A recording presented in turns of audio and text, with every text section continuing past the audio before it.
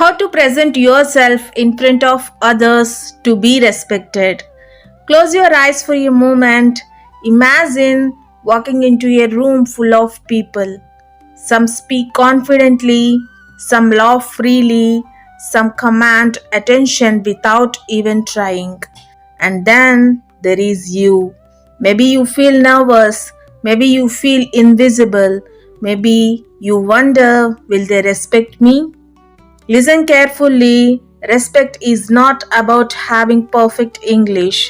It is not about being rich. It is not about being the loudest person in the room. Respect is about presence. The way you stand, the way you speak, the way you listen, the way you control your emotions. Before you even say a word, people are already forming an opinion about you. But here is the powerful truth. You can shape that opinion. You can train yourself to walk with confidence. You can train your voice to sound calm and clear. You can train your mind to stay composed. And the best part, these are skills, not talents. Anyone can learn them. In today's audiobook, we are not just learning how to speak, we are learning how to carry ourselves with dignity. Because when you present yourself well, you don't have to ask for respect, it comes naturally. This is not about pretending to be someone else, it is about becoming the strongest version of yourself. So sit comfortably, take a deep breath, and let's begin this journey of powerful presence together. Step 1. Respect yourself first. Before the world respects you, you must respect yourself. Many people walk into a room already defeated. Their shoulders are bent, their eyes look down, their mind whispers, maybe I am not good enough. But listen carefully. The way you carry yourself teaches people how to treat you. Stand straight, not stiff but stable. Let your shoulders relax. Lift your chin slightly. Walk as if your presence matters. Because it does. Respect doesn't begin with others, it begins inside you. When you value your thoughts, your time, your effort, your energy changes. You don't need to be the smartest person in the room. You don't need perfect English. You don't need expensive clothes. You need self belief. When you enter a room thinking, I belong here, people feel that. Confidence is silent, it doesn't shout, it doesn't beg, it simply stands.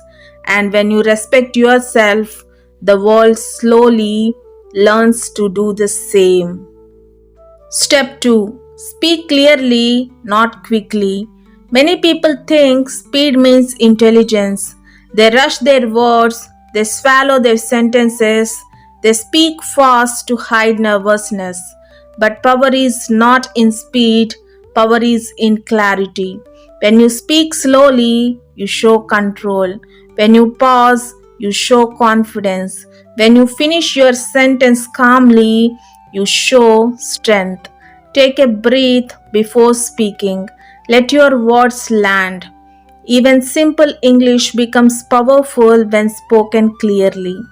For example, instead of rushing and saying, I think we can do it quickly if we just pause.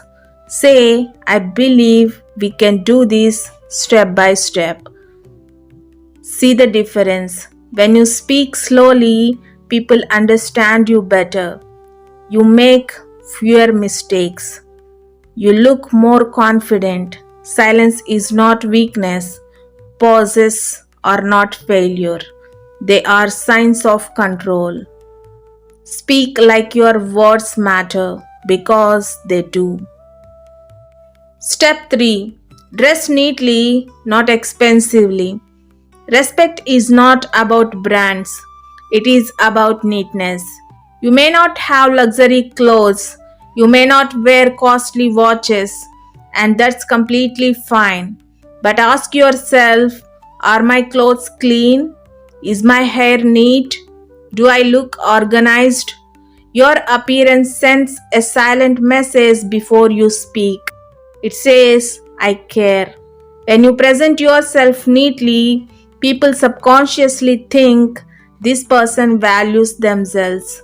And when you value yourself, others value you too. You don't need perfection, you need effort. Ironed clothes, clean shoes, simple grooming. These small habits build big impressions. Remember, it's not about showing off, it's about showing respect to yourself and to others. And respect always returns. Step 4. Listen more than you speak. The most respected people in any room are not always the loudest. They are the best listeners. When someone speaks, don't interrupt. Don't prepare your reply while they are still talking. Don't compete. Just listen. Look at them, not gently. Let them finish. When you truly listen, people feel important. When you feel important around you, they respect you. Listening shows maturity. It shows emotional intelligence. It shows confidence because only insecure people feel the need to dominate every conversation. Respect grows in the space you create for others. So, next time you are in a discussion, pause, listen, then respond thoughtfully. You will notice something beautiful. People will start valuing your words more because you value theirs. Step 5. Don't try to impress, try to express. Trying too hard to impress creates pressure. You start using difficult words, you pretend to know everything, you laugh too loudly, you agree with everyone, and slowly you lose yourself. Respect does not come from acting, it comes from authenticity. Be real. If you don't know something, say, I'm not sure, but I would like to learn.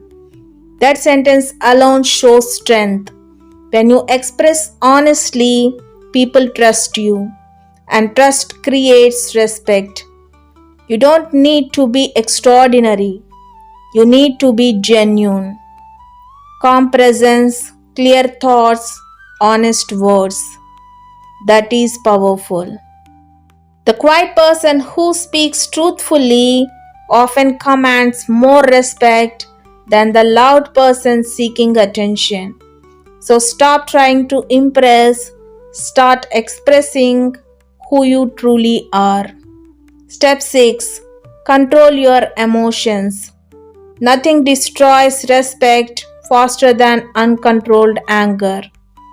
You may be intelligent, you may be talented, but if you lose control when challenged, people lose trust in you.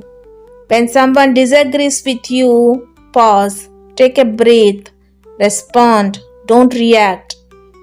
Maturity is staying calm when others are emotional. Strength is controlling your tone.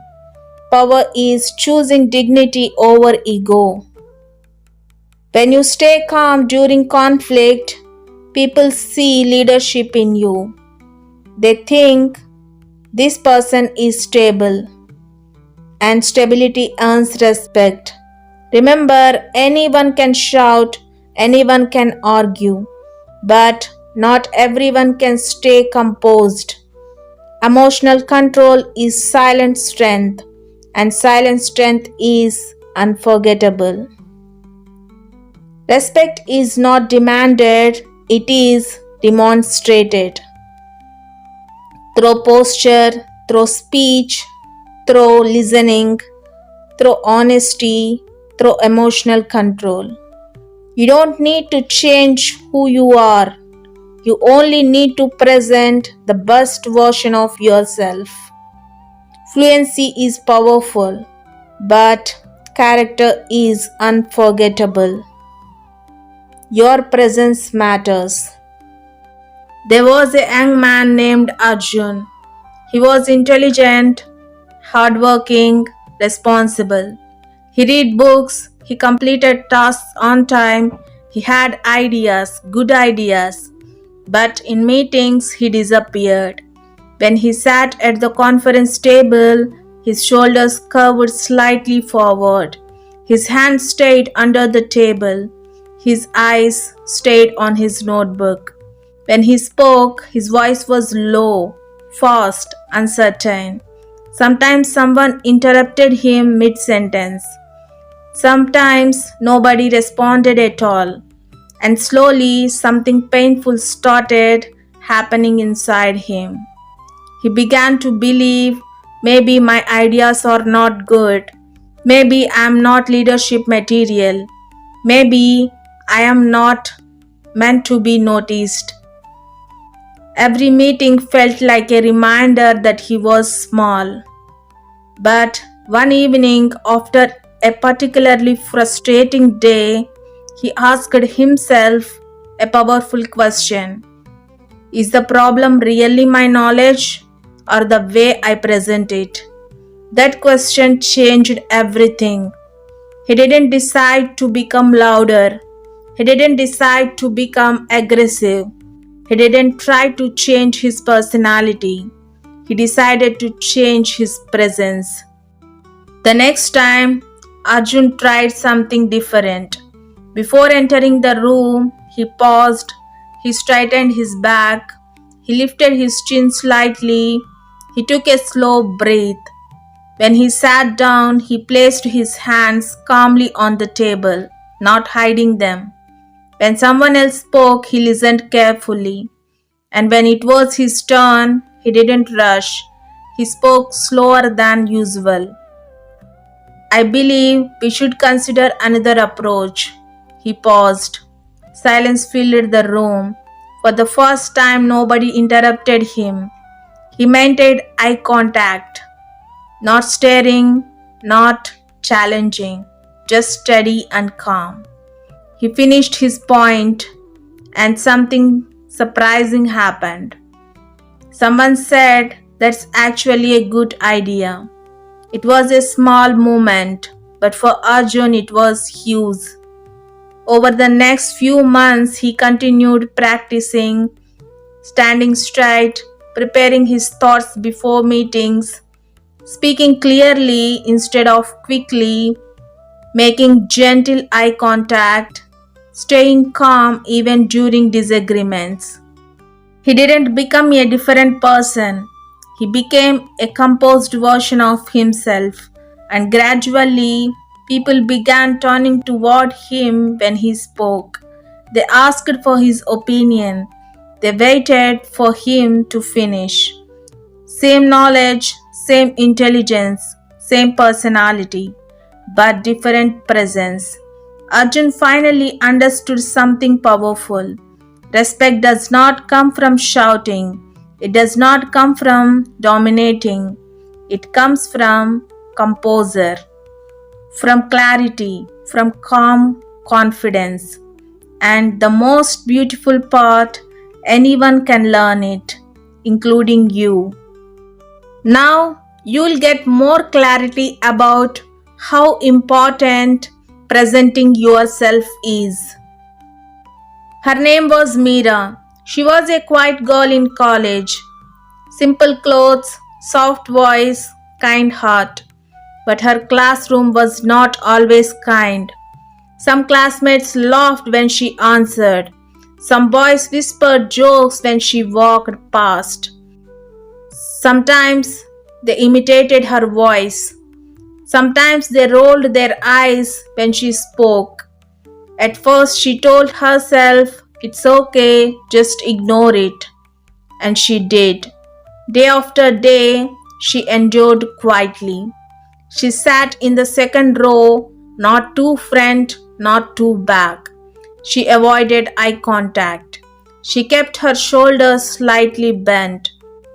When the professor asked a question, she knew the answer, but her hand stayed down. Inside, she felt small. Every laugh felt personal. Every whisper felt heavy. One evening, she stood in front of the mirror in her room. She looked at herself carefully, and for the first time, she didn't blame them. She asked herself, why do they think they can treat me like this? The answer was painful. It wasn't her clothes. It wasn't her intelligence. It wasn't her background. It was her presentation. She wasn't carrying herself with dignity. She wasn't speaking with confidence.